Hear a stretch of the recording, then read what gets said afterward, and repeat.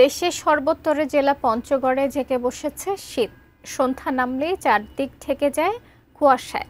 সকালে বেশ বেলা পর্যন্ত কুয়াশার চাদরে ঢেকে থাকে চারপাশ। তাপমাত্রার পারদ ওঠানামা করছে 12 থেকে 13 ডিগ্রির ঘরে। উত্তর দিক থেকে ধেয়ে আসা হিবেল বাতাস শীতের অনুভূতি বাড়িয়ে দেয় দ্বিগুণ। আরো বিস্তারিত জানাতে সরাসরি যুক্ত হচ্ছেন প্রতিনিধি সিদ্ধার্থ কর্মকার। সিদ্ধার্থ, আমরা বলছিলাম যে শীত জেঁকে বসেছে, আপনার মাধ্যমে শীতের চিত্র জানতে চাচ্ছি। শাকিলা, দেশের সর্বোত্তর জেলা এই পঞ্চগড় জেলাটি কিন্তু হিমালয় পাদদেশে অবস্থানের কারণে বরাবরই যেমনটি ঘটে থাকে যে দেশের অন্যান্য স্থানের চেয়ে এখানে শীতের তীব্রতা কিন্তু বেশি অনুভূত হয় এবং বরাবরই দেশের অন্যান্য স্থানের চেয়ে একটু আগে ভাগে এখানে শীতের আগমন ঘটে এবং সবার শেষে কিন্তু শীত এখান থেকে বিদায় নেয়।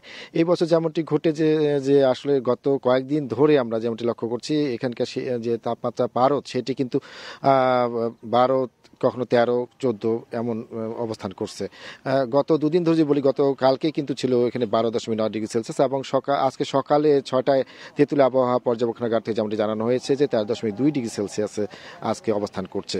তো এই যে 12 থেকে 13 এবং আবহাওয়া অধিদপ্তর যেমনটি বলছে যে আসলে ডিসেম্বরের শুরুতেই এই তাপমাত্রা আরও নিচের দিকে নেমে যাবে এবং ডিসেম্বরের মাঝামাঝিতে কিন্তু একটি মৃদু শৈত্যপ্রবাহ বয়ে যাওয়ার সম্ভাবনা রয়েছে। আর আসলে শীত মানেই কিন্তু যেমনটি আমরা দেখে থাকি যে গরম চায়ে ধোয়া তোলা চায়ের কাপ, নতুন ধানের পিঠা পুলি, অন্যান্য এর সাথে কিন্তু পঞ্চগড়ে যেমনটি যেটা চরম বাস্তবতা সেটি হচ্ছে সাধারণ যারা খেটে খাওয়া মানুষ হচ্ছে তাদের যে ভোগান্তি সে ছিন্নমূল মানুষের যে ভোগান্তি সেটি কিন্তু পরিলক্ষিত হয় চরমভাবে। বিশেষ করে পঞ্চগড়ে একটি জনসংখ্যার বড় অংশ তারা কিন্তু বিভিন্ন শ্রমজীবী মানুষ, পাথর শ্রমিক, চা শ্রমিক, তারা কিন্তু দিনমজুর, বিভিন্ন তারা যা খেতে খামার তারা কাজ করে তাদের জীবিকা নির্বাহ করেন। তারা যেমনটি প্রতি বছর তারা কিন্তু তাদের যে জীবিকার যে জায়গাটি সেটি কিন্তু তাদের কর্মস্থলের জায়গাটি সেটি কিন্তু চরমভাবে ব্যাহত হয়। তারা ঠিকমতো কাজে যেতে পারেন না এবং শীত বস্ত্রের কিন্তু অভাবে অনেক মানুষ কষ্ট করেন প্রতি বছর।